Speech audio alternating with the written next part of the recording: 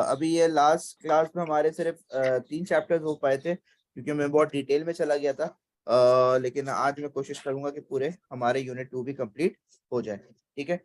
अब बात करते हैं स्टेक होल्डर्स इन बिजनेस की। तो स्टेक होल्डर्स बेसिकली वो लोग होते हैं जो आपके बिजनेस के अंदर इंटरेस्ट रखते हैं। So stakeholders are the people or group of people who can be affected by and therefore have interest in any action of the organisation. तो वो लोग जो आपकी ऑर्गेनाइजेशन के एक्शंस में इंटरेस्ट रखते हैं उनको हम क्या कहते हैं? स्टेक होल्डर्स कहते हैं।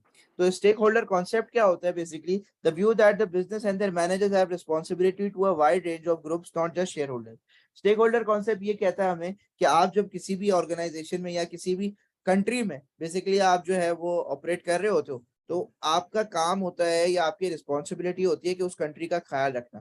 कि मतलब कि जो उस कंट्री के अंदर जितने भी लोग बाग हैं, जैसे गवर्नमेंट हो गई, आपके जनरल कंज्यूमर्स हो गए, आपके एम्प्लॉयज हो गए, उन लोगों का आपको ख्याल रखना है। सही है, क्योंकि आप उस कंट्री में ऑपरेट कर रहे हो। तो ये होता है आपका स्टेक होल्डर कॉन्सेप्ट कि wherever you are working, you should make sure that the stakeholders are feeling safe और उनकी रिस्पॉन्सिबिलिटीज या उनके राइट्स जो है वो आप उनको दे रहे हो। अब मेन स्टेक होल्डर्स की बात करते हैं तो स्टेक होल्डर्स बेसिकली दो होते हैं। या तो स्टेक होल्डर इंटरनल होते हैं, इंटरनल मतलब जो विद इन द बिजनेस होते हैं, और या तो आपके स्टेक होल्डर एक्सटर्नल होते हैं, एक्सटर्नल मतलब आउटसाइड द बिजनेस। सही है। तो इंटरनल स्टेक होल्डर्स की बात करें अगर हम लोग, तो सबसे पहले ओनर्स की बात करते हैं। तो ओनर्स बेसिकली शेयर होल्डर्स भी होते हैं जो लिमिटेड कंपनी में होते हैं। तो ओनर्स जो है वो आपके इंटरनल स्टेक होल्डर्स होते हैं जो बिजनेस में इंटरेस्ट रखते हैं और बिजनेस की एक्टिविटी से इन्फ्लुएंस होते हैं। कस्टमर्स की बात करें तो वो एक्सटर्नल स्टेक होल्डर्स होते हैं। Suppliers again external stakeholder होते हैं। कस्टमर वो लोग होते हैं जो आपसे गुड खरीदते हैं। सप्लायर वो लोग होते हैं जो आपको गुड रॉ मटेरियल वगैरह प्रोवाइड करते हैं। फिर उसके बाद है एम्प्लॉयज। एम्प्लॉयज और उनकी फैमिलीज, मैनेजर्स, वो सारे जो है वो इंटरनल आ जाते हैं कि एम्प्लॉयज वो लोग होते हैं या मैनेजर्स वो लोग होते हैं जो आपके बिजनेस के अंदर काम कर रहे होते हैं। फिर local communities. Local communities basically जो लोकेलिटी में आप काम कर रहे हो वहाँ के आसपास के लोग, और आसपास के आपके गवर्नमेंट के दफ्तर वगैरह, ये सारे आपके लोकल कम्युनिटीज होती हैं। फिर government and government agencies. Government आपका एक्सटर्नल जो है वो स्टेक होल्डर होता है, और गवर्नमेंट इंटरेस्ट भी रखता है बिजनेस के अंदर क्योंकि उसको टैक्स वगैरह मिलता है। फिर स्पेशल इंटरेस्ट ग्रुप। सही है। आपके ये प्रेशर ग्रुप्स वगैरह होते हैं, जैसे WWF हो गया। पाकिस्तान में देखा जाए तो फिक्सिट वगैरह, ये प्रेशर ग्रुप्स होते हैं। सही है। फिर बहुत दफा बहुत सारे ऐसे भी प्रेशर ग्रुप्स होते हैं जो ये एनिमल स्किन के प्रोडक्ट के खिलाफ जो है वो प्रेशर दे रहे होते हैं बिजनेसेस को। तो इस तरीके के बहुत सारे वर्ल्ड वाइड आपके प्रेशर ग्रुप्स होते हैं और वो एक्सटर्नल आपके स्टेक होल्डर्स होते हैं। फिर पॉल्यूशन ऑफ टेस्टिंग और केमिकल्स ऑन इंटरनल, बेसिकली ये भी जो है वो एक्सटर्नल आपके स्टेक होल्डर्स होते हैं। और लेंडर्स होते हैं आपके external stakeholder. Basically lenders में आपका आ जाता है बैंक, और इन्वेस्टर्स आ जाते हैं जो आपको लोन वगैरह दे रहे होते हैं। तो ये मेन आपके मेन 9 है। 9 में से आप जो है वो मेन आपके ना लेंडर्स हो गए, सही है, गवर्नमेंट हो गए, एम्प्लॉयज हो गए, सप्लायर्स हो गए और कस्टमर्स, ये आपके मेनली यही होते हैं। अब impact of business decisions on stakeholders. तो ये आपका बिजनेस डिसीजंस जो आप लेते हो उसका इम्पैक्ट क्या आता है ऑन दी स्टेक होल्डर्स, और उनके रिएक्शंस क्या होते हैं। फॉर एग्जांपल, अगर आपका एक बिजनेस डिसीजन है कि आप एक्सपेंशन करना चाह रहे हो, आप जो है वो एक्सपैंड कर रहे हो of the business by building a new head office. तो अगर आप नया हेड ऑफिस खोल रहे हो तो उसका इम्पैक्ट एम्प्लॉयज पे क्या आएगा? More job and career opportunities. ये पॉजिटिव इम्पैक्ट है कि आपकी जो है वो एम्प्लॉयज पे पॉजिटिव इम्पैक्ट क्या आएगा कि करियर अपॉर्चुनिटीज डेवलप होंगी और जॉब्स क्रिएट होंगी। हाउएवर ड्रॉबैक क्या है? Disruption during building and more complex lines of communication after expansion. तो आपकी जो है वो डिस्ट्रप्शन क्रिएट होगी ड्यूरिंग द बिल्डिंग प्रोसेस, कि जब बिल्डिंग बन रही होगी तो उसमें आपको काम या ऑफिस वगैरह जो है वो आपका बिखरा हुआ होगा। तो ये भी एक मसला हो सकता है। Then possible impact on the local community. Local community मतलब आसपास के लोग और government. More jobs for local residents. जो आसपास के लोग रह रहे हैं उनके लिए जॉब अपॉर्चुनिटीज क्रिएट हो जाती है। फिर disruption caused by increase traffic and loss of green fields for immunity use. However क्या होता है कि जब बिल्डिंग बन रही होती है तो बिल्डिंग बनते हुए बहुत सारा डिस्ट्रप्शन क्रिएट होती है, बहुत सारा ट्रैफिक जैम होता है, तो काफी जो है वो नेगेटिव इम्पैक्ट आता है। तो एक पॉजिटिव इम्पैक्ट, एक नेगेटिव इम्पैक्ट, ये मैंने आपको यहाँ पे बताया हुआ है। फिर अगर नया हेड ऑफिस बन रहा है तो कस्टमर पे क्या इम्पैक्ट आएगा? बेटर सर्विस मिलेगी कस्टमर को क्योंकि बिजनेस का साइज बड़ा हो गया और बिजनेस जो है वो और स्टाफ हायर करेगा। बेटर सर्विस और larger business could be less personal. अब क्या होता है जब बिजनेस स्मॉल होता है तो वो उसका ओनर खुद कस्टमर से जो है वो बातचीत करता है, खुद कस्टमर को डील करता है। बिजनेस लार्ज हो जाता है तो एम्प्लॉयज रख लेता है वो काम करने के लिए, तो लेस पर्सनल हो जाएगा बिजनेस, तो उसकी वजह से शायद फिर कस्टमर उससे प्रोडक्ट खरीदे ना। हाँ, अब दूसरा यहाँ पे एक डिसीजन है कि टेक ओवर अगर आप करते हो, अगर बिजनेस टेक ओवर करे तो ये किसी और फर्म को, तो एम्प्लॉयज पे क्या पॉजिटिव इम्पैक्ट आएगा? एम्प्लॉयज पे पॉजिटिव इम्पैक्ट ये आएगा कि उनके करियर अपॉर्चुनिटीज फर्दर और इंक्रीज हो जाएंगी। हाउएवर अगर एम्प्लॉय वो अगर बिजनेस जो है वो टेक ओवर करेगा, तो टेक ओवर का ड्रॉबैक क्या है कि रैशनलाइजेशन होगी। रैशनलाइजेशन का मतलब क्या होता है? जब आप अपने कॉस्ट कम करने के लिए आप जो है वो एम्प्लॉयज को निकाल देते हो, सही है, तो रिड्यूस योर कॉस्ट, आप एम्प्लॉयज को निकाल देते हो, जो डुप्लीकेशन ऑफ जॉब्स होती है वो निकाल देते हो। फॉर एग्जाम्पल अगर मैं होंडा और टोयोटा की बात करूं, तो जैसे कि मैंने कल बताया था, होंडा और टोयोटा अगर आपस में मर्ज हो जाते हैं, सही है, तो होंडा में भी मार्केटिंग का एम्प्लॉय होगा और टोयोटा में भी मार्केटिंग का एम्प्लॉय होगा। तो यहाँ पे मसला ये आएगा कि दो मार्केटिंग के एम्प्लॉयज तो हमें नहीं चाहिए, तो हम एक को क्या कर देंगे? रिडंडेंट कर देंगे या हम निकाल देंगे इसको। तो बेसिकली इसको हम कहते हैं रैशनलाइज करना, कि आप जो है वो अपनी ऑर्गेनाइजेशन में कट डाउन कर रहे हो चीजों को, ठीक है। फिर मोस्ट लोकल कम्युनिटी पे क्या इम्पैक्ट पड़ेगा कि बिजनेस एक्सपैंड करेगा तो existing again local jobs create होंगी और इनकम्स जो है वो लोकेलिटी में इंक्रीज होंगी, पॉजिटिव इम्पैक्ट। हाउएवर रैशनलाइजेशन की वजह से जॉब्स जा भी सकती हैं, सही है, जॉब्स जा सकती हैं। फिर फैक्ट्री जब बिल्ड हो रही होगी तो आपकी जो है वो जाहिर सी बात है, आपका मर्जर होगा तो फैक्ट्री क्लोजर्स वगैरह होंगे, उसकी वजह से जॉब लॉसेस भी काफी ज्यादा हो सकती है। फिर उसके बाद है आपका कस्टमर्स पे क्या इम्पैक्ट आएगा? कस्टमर पे इम्पैक्ट क्या आएगा कि इकोनॉमीज ऑफ स्केल अचीव करेगा बिजनेस, क्योंकि लार्जर बिजनेस है, अब बिजनेस का साइज बड़ा हो गया है, तो economies of scale might be achieve. However competition आपका कम हो जाएगा और कंज्यूमर के पास जो है वो चॉइस अवेलेबिलिटी कम हो जाएगी, क्योंकि जाहिर सी बात है जब कंपटीशन यहाँ पे खत्म हो गया, पहले होंडा और टोयोटा दो ऑप्शन अवेलेबल थे, अब एक ही अवेलेबल है, होंडा। फिर बात करते हैं significant application of IT and production into production method. अगर आप आईटी लेकर आ रहे हो, मतलब टेक्नोलॉजी लेकर आ रहे हो इन प्रोडक्शन मेथड्स, तो फायदा और नुकसान क्या होगा? सबसे पहले एम्प्लॉयज पे ये होगा कि उनको ट्रेनिंग दी जाएगी, उनको प्रमोट किया जाएगा, उनको टेक्नोलॉजी सिखाई जाएगी नहीं। हाउएवर उनको रिप्लेस भी किया जा सकता है कि जो अनट्रेन्ड स्टाफ है उनको मशीन से रिप्लेस कर दिया। फिर लोकेलिटी में क्या इम्पैक्ट आएगा कि लोकल बिजनेसेस जो है वो आईटी से फायदा उठा सकते हैं, लोकल बिजनेसेस को भी बेनिफिट मिलेगा कि इंक्रीज ऑर्डर आएंगे। हाउएवर स्पेशलिस्ट वर्कर की जरूरत है और स्पेशलिस्ट वर्कर लोकेलिटी में अवेलेबल नहीं होंगे, तो बाहर से मंगाने पड़ेंगे, जिसकी वजह से नुकसान लोकल कम्युनिटी को होगा। फिर more efficient and flexible production methods might improve the quality, आपके कस्टमर के लिए प्रोडक्ट की क्वालिटी इंक्रीज हो जाएगी क्योंकि नई टेक्नोलॉजी से आप प्रोड्यूस कर रहे हो।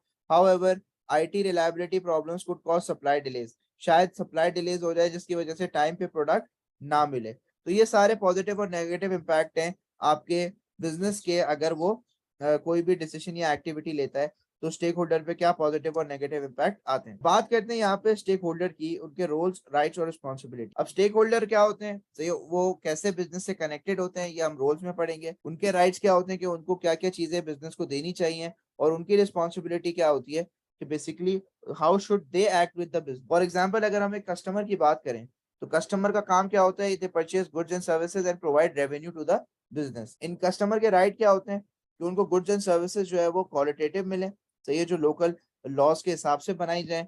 फिर to be offered replacement and repairs, मतलब कि आपके बिजनेसेस को अगर बिजनेस जो है वो कोई प्रोडक्ट सेल करता है कस्टमर को, उसमें कोई भी खराबी आती है, तो रिप्लेसमेंट और रिपेयर्स की ऑप्शंस और कंपनसेशंस वगैरह, ये सारी चीजें आपके बिजनेस को देनी चाहिए कस्टमर को, ये उनका राइट होता है, क्योंकि खराबी आपकी तरफ से आई है तो उनका राइट है कि उनको कंपनसेशन मिले।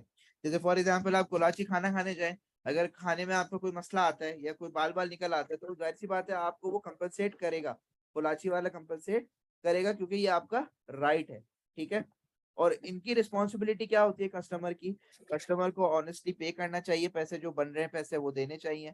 They should not steel from the business, business से स्टील नहीं करना चाहिए, एंड फॉल्स क्लेम नहीं करना चाहिए। एक चीज अगर आपसे टूट गया, आपसे खराब हुई है, तो आप बोलो हाँ भैया हमसे खराब हुई है, आप हमें काइंडली इसको रिप्लेस कर दें। आप फॉल्स क्लेम ना करें कि भैया आपने खराब दिया था।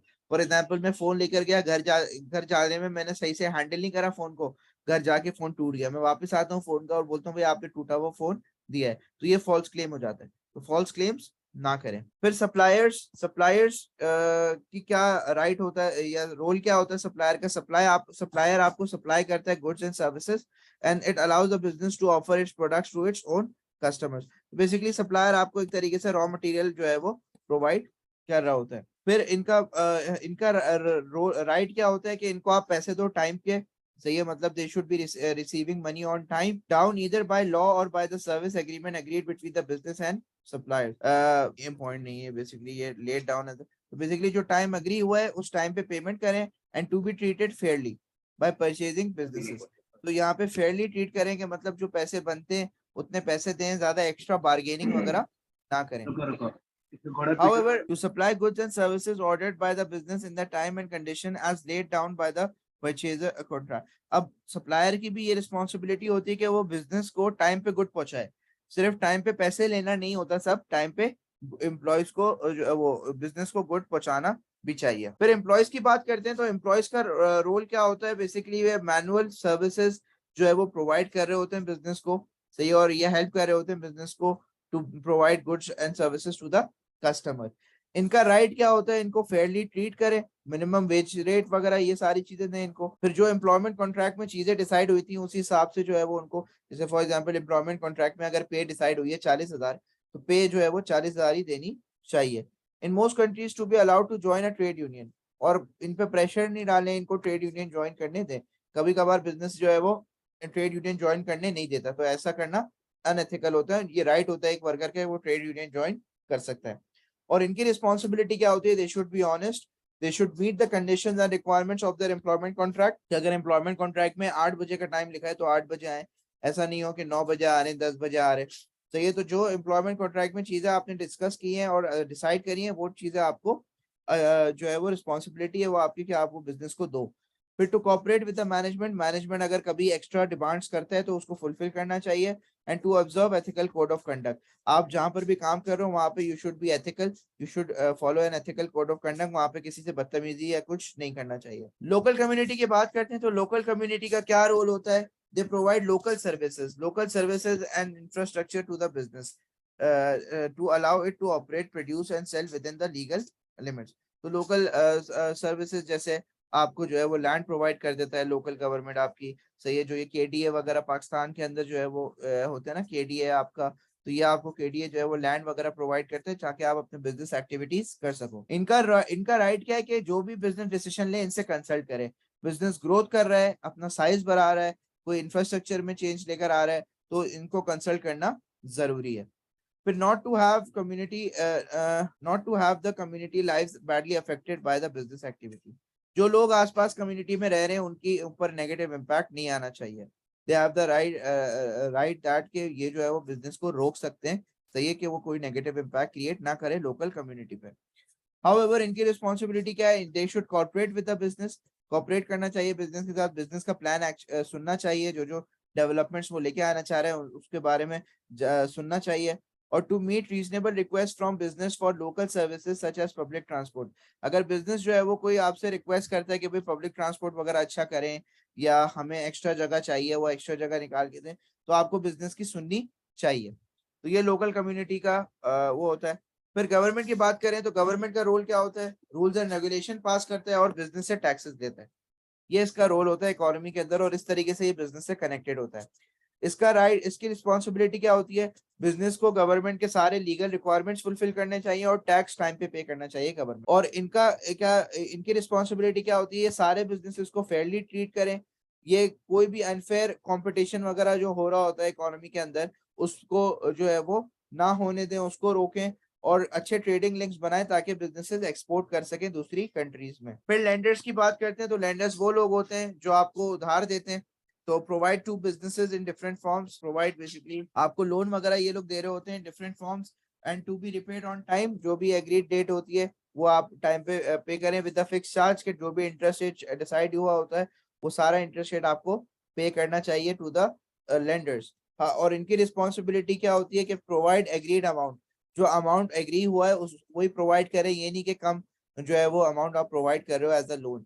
सही है, जो अगर 3 लाख की बात हुई है तो 3 लाख रुपए आप प्रोवाइड करें और एग्रीड टाइम पीरियड के लिए दें, उससे पहले आप नहीं मांगे।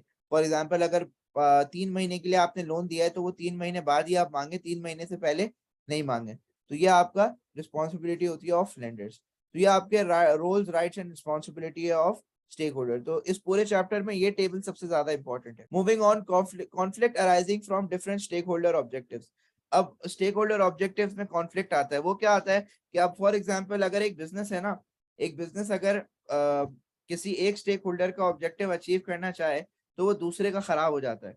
फॉर एग्जाम्पल अगर हम बोलें भाई हम लोग जो है वो शेयर होल्डर को, ओनर्स को ज्यादा प्रॉफिट अर्न करके देंगे, तो ज्यादा प्रॉफिट अगर आप ओनर को अर्न करके दोगे तो शेयर आपके जो एम्प्लॉय है वो नाराज हो जाएगा।